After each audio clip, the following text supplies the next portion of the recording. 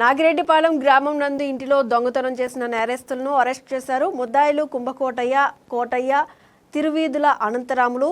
ఈ ముద్దాయిలను గతంలో తరచూ దొంగతనాలకు పాల్పడుతున్నట్లు పోలీసులు తెలియజేయడమైంది. వీరి దగ్గర నుంచి బంగారపు ఆభరణాలు స్వాధీనపరుచుకున్నారు. మీడియా సమావేశంలో సత్తెనపల్లి డీఎస్పీ మాట్లాడుతూ దొంగలను అదుపులోకి తీసుకుని వారి వద్ద సుమారు 118.16 గ్రాముల గోల్డ్ రికవరీ చేయడం జరిగిందన్నారు. దొంగతనం చేసిన ముద్దాయిలు వాడిన స్క్రూ డ్రైవర్ కూడా సీజ్ చేసి వారిని అరెస్ట్ చేశారు.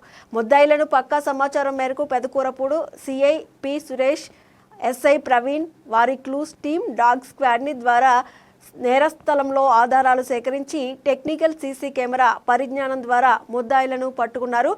పల్నాడు జిల్లా ఎస్పీ కె శ్రీనివాసరావు ఈ కేసు విషయంలో పోలీసుల్ని ప్రత్యేకంగా అభినందించారు.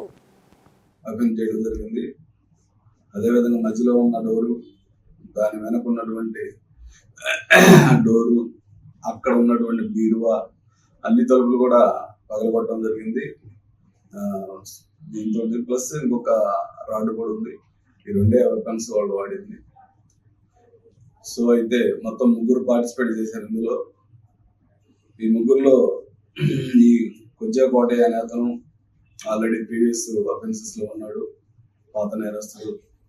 అలాగే తిరువిధుల అనంతరాములు అని అతనితో సహకరించాడు.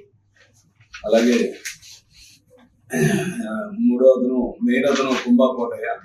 ఈ కోటయ్య అనే వ్యక్తి బాగా నేరాలకు అలవాటు కూడా ఉన్నాడు. అతనికి ఆ ఊరికి నాగిరెడ్డిపాలెంకి సంబంధించినటువంటి ఈ తిరువిధుల అనంతరాములు అనే అతను ఆ ఇంట్లో లేరు ఎవరు, మనం నైట్ దొంగతనం చేయొచ్చు అని ప్లాన్ స్కెచ్ అంతా ఇచ్చి